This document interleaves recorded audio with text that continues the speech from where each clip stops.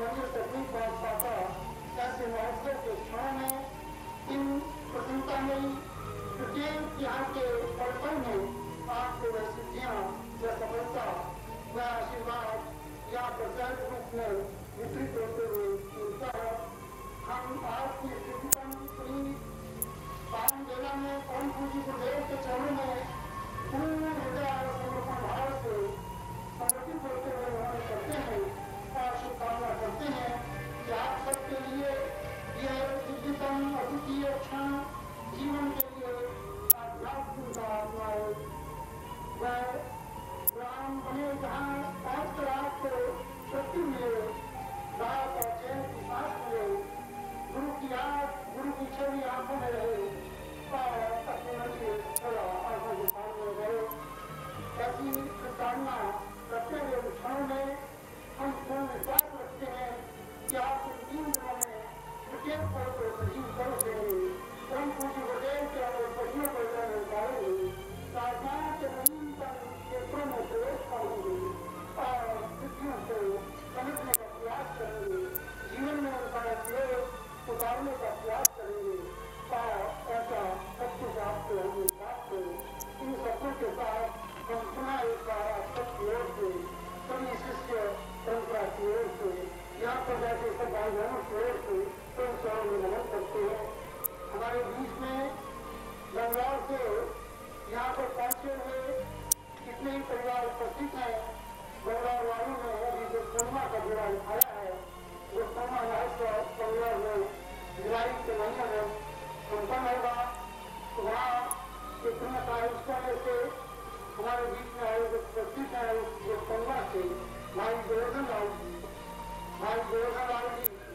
यहाँ भी उपस्थित है बंगाल में। मैं उनसे आप सबकी ओर से प्रार्थना कर रहा हूँ कि आज के दिव्यतम सत्र के उपलक्ष्य में परम पूज्य गुरुदेव का वर्णन मनन हम सबकी ओर से ये पुष्पहार चरणों में समर्पित करते हुए करें। भाई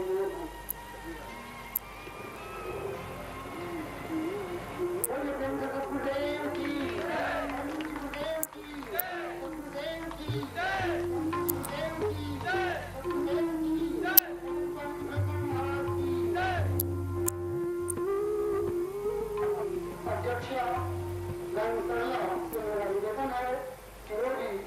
मुंबई शाखा एवं महिला विंग की ओर से परम पूज्य गुरुदेव के चरणों में पुष्पहार समर्पित करते हुए उनका अभिवादन करेंगे, ग्रहण करें।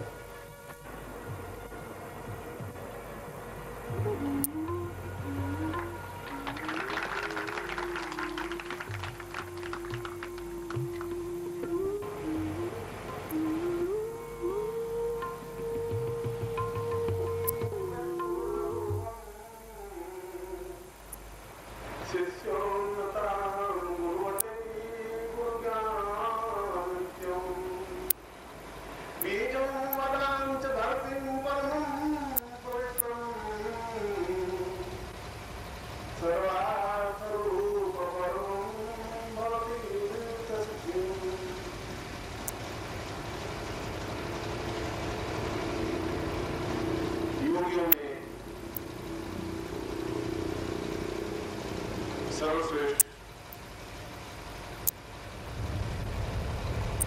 सिद्धार्थम के संस्थापक स्वामी सच्चिदानंद जी के इस अत्यंत पवित्र और पवित्र श्लोक के साथ मैं इस अमृत महोत्सव को प्रारंभ कर रहा हूं और ये हमारे लिए सौभाग्य की बात है कि हमें 3 दिन मिले और उससे भी परम प्रसन्नता की बात है कि इस श्लोक के माध्यम से उन्होंने गुरु और शिष्य के एक नवीन चिंतन को स्पष्ट किया है जो हमारे शास्त्रों में वर्णित है, हमारे साधनों में वर्णित है, हमारे चिंतन में वर्णित है और जितना भी हमारा साहित्य है, प्राचीन साहित्य और अर्वाचीन साहित्य दोनों, क्योंकि आधुनिक तो कोई साहित्य है ही नहीं, आधुनिक तो केवल प्रेम और विरह की कथाएं हैं। चाहे वो जायसी का पद्मावत ले लें, चाहे रामचरितमानस ले लें, चाहे कबीर के दोहे ले लें, चाहे सूर के पद ले लें, या तो उनमें प्रेम होगा या विरह होगी। मगर जो संबंधों की व्याख्या है, जिन संबंधों के माध्यम से जीवन में एक अनुकूलता पूर्णता आती है, उसकी एक नवीन व्याख्या गुरुदेव ने प्रस्तुत की है इस श्लोक के माध्यम से। और इस श्लोक को बना करके उन्होंने प्राचीन जितना साहित्य है उनको एक तरफ हटा करके रख दिया है, क्योंकि प्राचीन साहित्य और प्राचीन हमारी जो धरोहर है, चाहे वेद, पुराण, साहित्य, उपनिषद, मीमांसा, वेदांत, उपनिषद, उन उपनिषदों में एक ही बात कही है कि जीवन में तादात्म्य नहीं होना चाहिए, जीवन में मोह नहीं होना चाहिए, कोई संबंध नहीं होता। प्राणी अकेला आता है और अकेला चला जाता है, उस प्राणी का दूसरे प्राणी से कोई संबंध नहीं होता।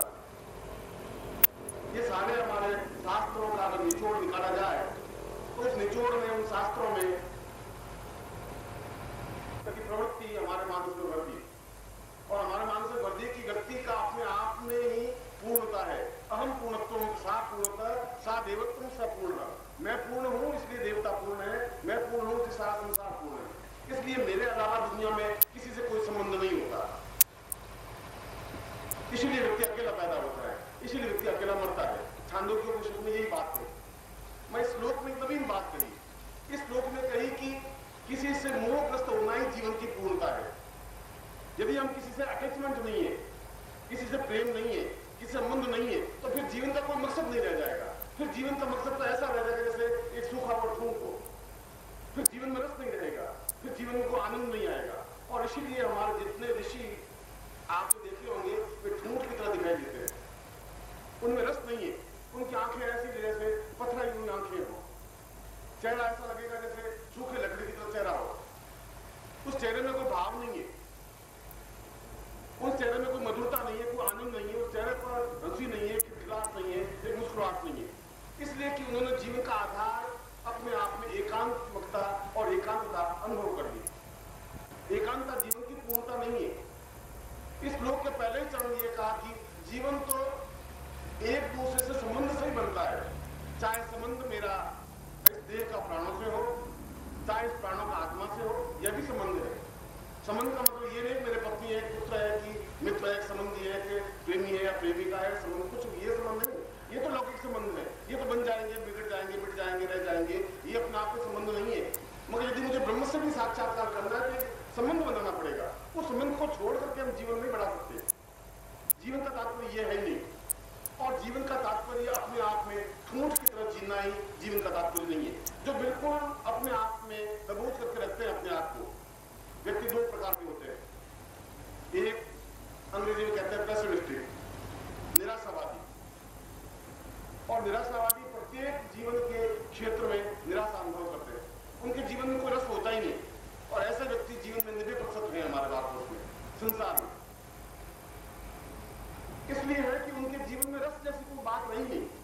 और जहां रस नहीं है, जीवन में आनंद नहीं है, जीवन में उमंग नहीं है, जीवन में उत्साह नहीं है, चंचलाहट नहीं है, तो वे जीवन में प्रत्येक कमियां और न्यूनता निकालते हैं।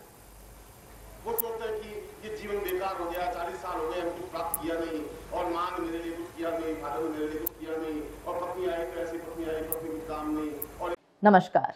अगर आप सद्गुरुदेव डॉक्टर नारायण दत्त श्रीमाली जी के दीक्षित हैं या फिर आपके पास उनसे जुड़े हुए कोई भी अनुभव है, तो नीचे दिए गए हुए नंबर पर वीरल पटेल जी को मैसेज कीजिए या फिर फ़ोन कॉल कीजिए और अपने अनुभव ज़रूर शेयर कीजिए।